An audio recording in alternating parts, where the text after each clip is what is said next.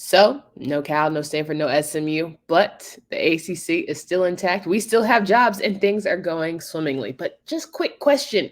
Why does Notre Dame have such a say so in how this conference operates? We'll talk about that and maybe, just maybe, who voted no in adding Cal and Stanford to the mix.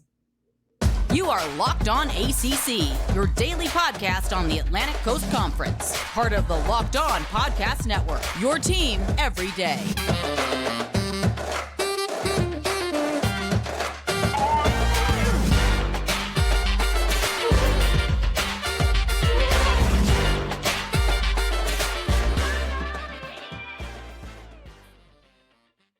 What's going on, everybody? Welcome to today's edition of Locked On ACC. I'm your host, Candace Cooper, joined by Kenton Gibbs of Locked On Wolfpack each and every day. You can find us wherever you listen to podcasts. Make sure you download, subscribe to the pod, and tune in on our YouTube channel where you can hit the subscribe button so you don't miss not a single episode. Today's episode is brought to you by Bird Dogs. Go to birddogs.com/LockedOnCollege or enter promo code LockedOnCollege for a free white tech hat with any purchase. You won't want to take your Bird Dogs off. We promise you. Kenton, how we feeling today? Oh, I'm great as always. I'm ready to get into it because, I have some very strong feelings about some of these topics that, certain folks have already tried to give me the business about on Locked On Wolfpack's page, but I'm glad to bring it to an even bigger audience for Locked On ACC. I heard it was getting feisty over there with NC State and the governor of North Carolina and all the things that were happening, but I don't want to spend too much time on that, but I hate it for you guys that you don't have, a political constituent backing you in such manner as North Carolina does. I'm pretty sure that's illegal, but that's neither here nor there. Legal, illegal? Okay, let me say this. At absolute best, that is deeply morally wrong. At absolute best. At absolute worst, using your political sway to influence the outcome of something that the NGA has going on with your alma mater, that doesn't feel legal. That just doesn't. Something about that rings. This is not passing the board. But there's a joke to be made there, but I won't make it now. And don't you think, oh boy, from Florida is helping out Florida State and speaking up about that, and like it happens out in Iowa and Michigan and the like it's commonplace for people to use their fandom in their political stances sometimes. I mean, again, if you are in a position of power, you should not be exercising your power in that way unless you are doing it for all of the schools that are under your jurisdiction, which in that case, yes, you should absolutely be helping out all the schools in your jurisdiction in the same way. It's like how they used to pass out candy on Valentine's Day. You couldn't just bring a king size Twix for just your crush. If you bought candy, you had to bring candy for everybody. You can't just say, "Oh, well, it's okay." You know what? Maybe he did one of those risk analysis things, evaluated the situation, and recognized that there was nothing that he could actually do. There's nothing in his control to fix that situation for other participants, other Valentines. They were just ass out. Well, and that, my friends, is why the teachers have rules in place in class. And if all the other Valentines are ass out, guess what? Your Valentine's going to be ass out too. Like you say, no Cal, no Stanford, no SMU in the ACC as of now. The ADs and all the parties involved voted no against any ACC additions. I think it's really late in the season in terms of football where we're trying to just focus on what is. Yeah. Don't have time to think about what could be.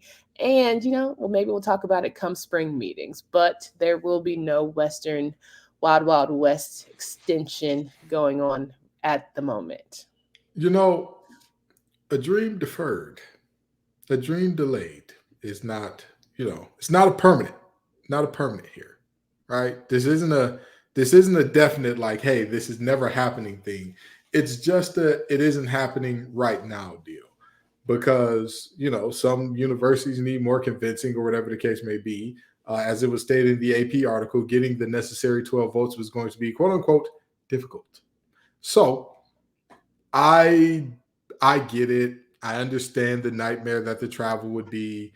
I understand that the non-revenue sports would just, they just get taken to the woodshed by this thing. And the reality is, if you're looking at this from if you're looking at this from the most egalitarian standpoint possible, then you do what is for the greatest utility for the greatest amount of people.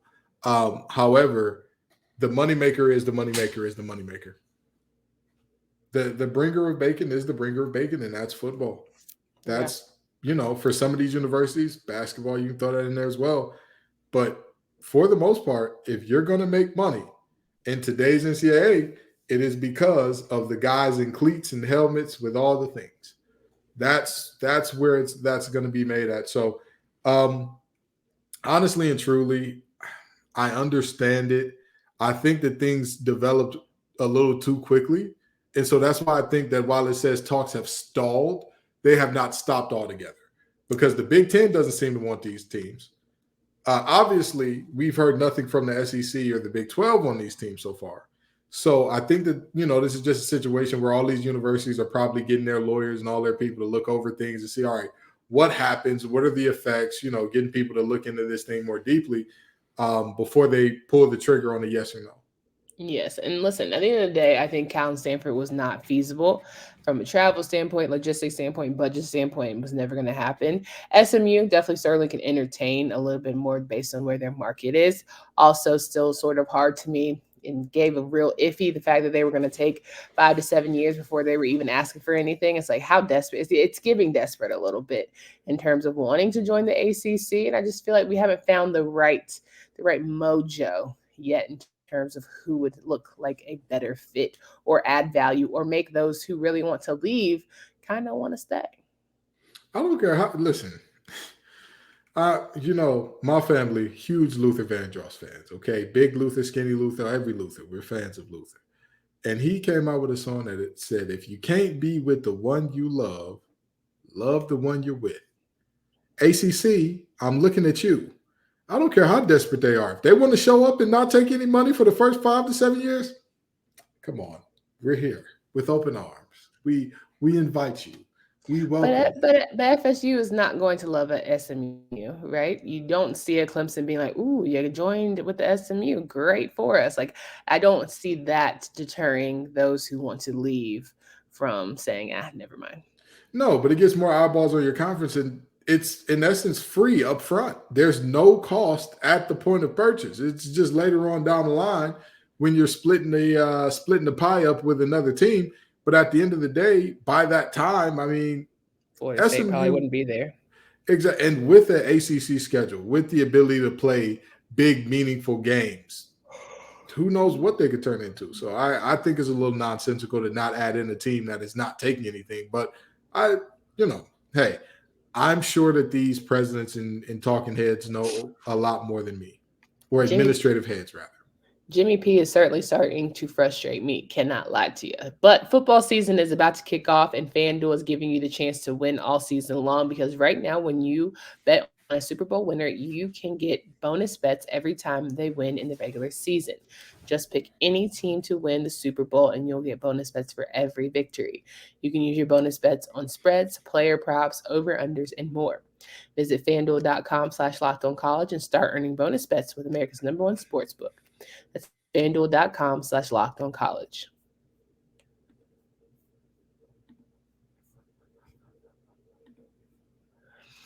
So we're rocking and rolling here, talking about our friends at California, Stanford, and SMU not joining the ACC. But, it's funny how when everything was coming out from all your favorites who you follow on Twitter, Pete Thamel and all of the college geniuses, Notre Dame had such a powerful stake in the conversation. Not only did they want to add Cal and Stanford, they have a full casting vote as a member of the ACC, despite the fact that they don't have football in the conversation of the conference. Crazy. ACC, stop being soft. Stop being soft. It's giving bullied. Notre Dame is bullying you. If you're not bringing the actual big dog on the block that's bringing all the money, you have no vote.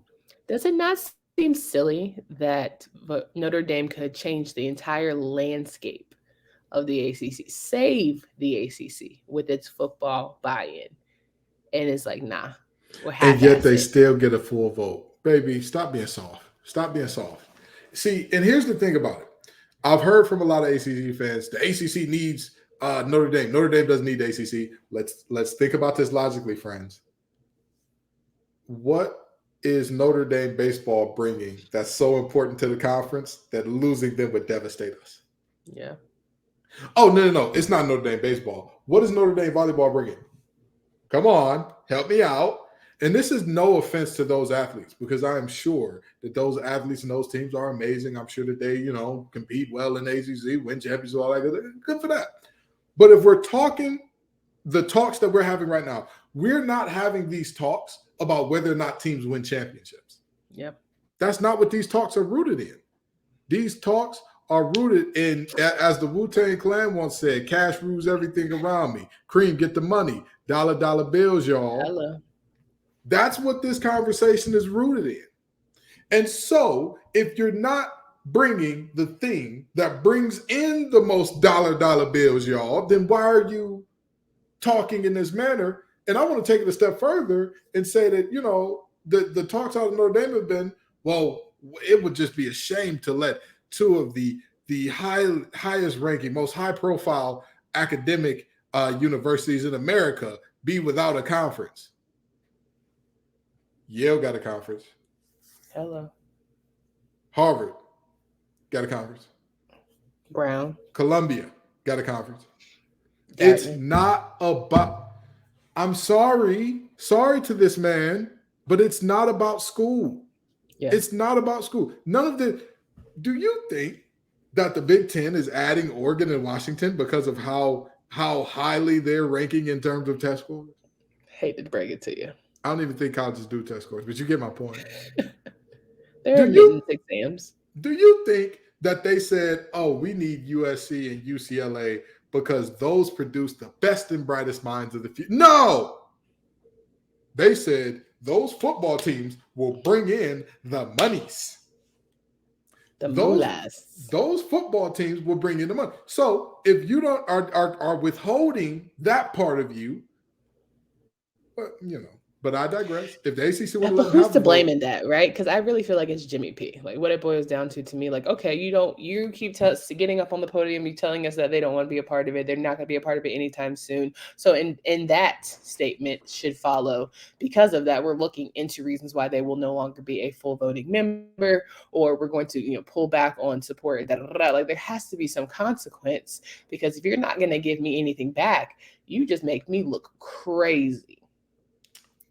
And one thing I hate looking is crazy, and you're not going to play it crazy with me. And right now, Notre Dame is basically calling them everything but a child of God. Scared, fearful, weak in the knees, trembling, shaking. Swafford would never. Throwing up. Swafford would never. He's a lot of things. Let's not start with Swafford is a lot of things, but he ain't going to let Notre Dame punk him. I'm sorry. Swafford is the one who started us down this path, okay? He started us down this path that we headed on right now. But he thought it was a good idea in theory. He signed a bad rookie deal, and that's okay. But one thing he would not have done, look at Maryland. Maryland played it crazy. But that's why I say to all of these teams, I would tell Notre Dame the same thing that I would tell Clemson and Florida State. If you want to leave, baby, go ahead. But it's not even, Notre Dame doesn't even want to leave. It's like they just want to be able to do and say. No, but that's why I said I would remove their full vote. If you don't want to bring in the thing that brings the money, again, we're not having conversations. The realignment is not based on academic prowess. The Big 12 did not say UCF has an amazing engineering program. We need them in the Big 12. That's not how that conversation. Sure, but I think it's also that, at this point, Notre Dame is not acting in good faith. Like, you can't possibly tell me that you're a full voting member. You know what you could do to make this thing all go away, and yet somehow you just choose not to. And none of this is good faith, because ACC, you can't possibly tell me that you're really trying to put yourself in a position of success by not allowing Notre Dame to join from a football standpoint, but still allowing them to have equal say as a conference. I gotta say it because, and I know some people gonna get mad at me, but I need to say it. Notre Dame been fooling y'all since Catholic versus convicts. Oh Lord! Y'all remember when that game happened, and all of a sudden during the documentary they looked into Notre Dame's team and said, "Wait a minute, y'all have some convicts over there too." They've been fooling y'all for years, acting in good faith. No, that's fair. as much as Notre Dame pretends and their athletic director or their president or whoever is saying we can't leave Stanford and Cal out in the cold. That's well, they're academically so good. Let's do the math. If Stanford has to go to the Mountain West, what happens? They lose prestige. They lose the ability to be in the same type of deal with ESPN. They lose money. Why does that matter to Notre Dame? Who does Notre Dame play on a very regular basis? That's fair. Stanford. Stanford. Would they stand to lose money in their new negotiation of their deal if Stanford wasn't the same draw that they are now? I think so. Oh, so you're telling me that if I follow the money, there's a potential loss of money by Stanford not being in the. It's My not hard. mind. Stop Yeah. letting these people trick y'all. I don't care Yeah. how golden the helmets are. I don't care how Catholic 100% the correct. people are, and this is not to anybody's religion. I don't care what you worship, who you worship, how you worship. I don't care how you pray, what you do. That's between you and you. But I go by the action. And the action says we are about the money.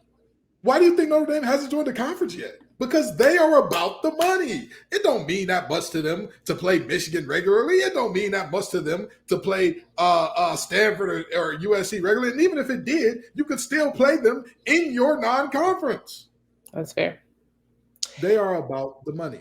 Yeah, 100%. And they're about the funny money at that. So I think what it boils down to is at some point, the ACC has got to stand up for itself, show some fight, show some staying power, stand up, 10 toes. Like, let's be about something. We look If you let crazy. if you let them shenan once, they're gonna do what, Miss Cooper? Shenanigan They will shenan again. every And single time. Notre Dame is continuing to shenan because they've been allowed to shenan from the beginning. And that's Very what we're true. seeing here. Exactly. But a case in point, we definitely had teams that were with Notre Dame. There were four teams that were not with Notre Dame. Now, while we don't know who those four teams were, certainly would like to take a guess because we like to have fun here on this show. If you have not noticed, we like to talk a lot about food, analogies, relationship analogies, all the things. So if we were to take a gander, now mind you, we don't know for sure. So let's put it out there on the record because we know how some of y'all like to get in y'all feelings. But if there were to be four teams, let's say, who voted no towards adding California, Stanford, and SMU, who do you think those four teams were? I'm gonna go Duke. I'm gonna go Syracuse. Hmm. I'm gonna go the two Commonwealth teams. Now, why is that? All right. So Duke is, I think that they're like the antithesis of Notre Dame in a lot of ways. And like they just, I don't know why, but it feels like there's a secret beef there to where they're like, we really don't like y'all. Like whatever y'all say to do, if y'all said that the sky was blue, I'm gonna need to go outside to check just because I don't like you. I don't know what's giving me that vibe between those two schools, but it's Mhm. something there that just gives me that vibe of they really don't, they really don't like each other. And I'm gonna add in a fifth team actually because I know you said there's only four, but I think Miami would also be in there. But anyway, so the next school being Syracuse. Syracuse would have the farthest travel of everybody to go to these schools. Like they would really be crying and throwing up for real. Like, bro, what do you mean? I got to go all the way down to Texas for a conference game. What do you mean I have to go clear across the country and to I got to clear across the country 3 time zones um to go play Stanford and Cal. And Syracuse actually cares about academics. Like their academics are bar none. Same reason I threw UVA in there. Another team, clear across the country, big on academics. Virginia Tech, because I mean, you kind of gotta whatever Virginia does, you kind of gotta go along with it. You know what I mean? But also, Virginia Tech is very huge on tradition, and I love how big they are on tradition. They bought the lunch pail back this year. Love that for them. But with that being said, I feel like they're very big on tradition. They're like, no, bringing them would ruin our traditions. And Virginia Tech is a school, if they're not known for anything else, they're known for some of the best traditions in all of college football. Miami for obvious reasons. What is the obvious reason? The Catholics versus convicts thing, the beef that they've had with Notre Dame for forever. they've always hated Notre Dame. That's been a documented public, like, we hate But y'all, y'all they're hate not us too. adding Notre Dame. It's about Cal and Stanford and SMU. Yeah, but it's to go against Notre Dame. It's to spite them. Okay. It's like how Timmy Turner's dad was about Dinkelberg. Like, whenever Dinkelberg showed up to the party, it's hands time now. It's it's like Peter Griffin and the chicken. Whenever they see each other, what's going on, brother? Like, It's on site. you know, you know. Well, I think that Miami and Duke have more than enough money to get their teams to and fro. So that's why I wouldn't say them. I could see the Virginia and Virginia Tech one for sure. I would pick Syracuse, Boston College because of proximity. Boston College more so because they're fighting so heavy to be relevant in the conference as is, let alone you add two prominent schools and programs in Cal and Stanford, and now you're competing for like mid at against SMU. So probably not likely. I think it's North Carolina, UNC Chapel Hill, because they're cheap. It's a state school. They don't like to spend money where they don't have to. They pay their directors sometimes $30,000. So I just feel like that's not where they're going to put their money. Okay. Especially when it comes to travel and expenses fees. And it doesn't feel right for them. The last school I would say is probably Louisville. Again, a program that's trying to find its way, find its niche. You just got a new coach. You're probably paying for that old coach a little bit. You ain't trying to get a little too broke. You're just trying to flow nicely with the ACC that you have. So those would be my four. Oh no, they didn't fire Satterfield, so they don't got to pay him. He left under his own fruition. So yep, Sometimes you don't get severance when you quit. That's an HR thing. I'm just saying. I've worked in HR for a little while. You don't good get to know, y'all. severance. Make sure you get that terminated term. Termination, baby. Don't you Okay. walk out. Don't you get yourself. let them kick you out. Okay. Hello. Hello. But no, I can see those teams. I can see and you know what? You know why Boston College made a lot of sense? Because Boston College is like right on the brink of being one of those nerd schools. Like they're like right up there academically with Wake and Duke. And then you added Stanford and Cal. It's like, brother, you're not there anymore. You're not. So now you got Cal to be is a relevant. super academic school. So Stanford is an insanely academic school. Yeah. So now you got to be better at sports because you can't play the we're nerds card anymore because compared to them, now you got 4 teams in the conference that are way more nerdy than you. Not a battle of the brains. That's hilarious. But all in all, we would love to hear who you guys think would be the teams that voted no and the reasons why. If you heard our votes and you say absolutely not, we would love to hear that too. You're going to tell us either way. We've really been appreciating all the views and follows of our recent episodes talking about realignment. It's crazy to think that we have yet to talk about X's and O's and all the things. We have yet to release our schedules, but college football is right here and it's upon us. And we're super excited to roll out our cadence for you. So you don't want to miss that. I know you're coming back each and every day to hear how we're going to plan our college football season. It's here. The surprise is on its way. So make sure that you tune in. Make sure you check us out again wherever you listen to podcasts with all our friends at Locked On Podcast Network. We're Candace Cooper and Kenton Gibbs. Until next time.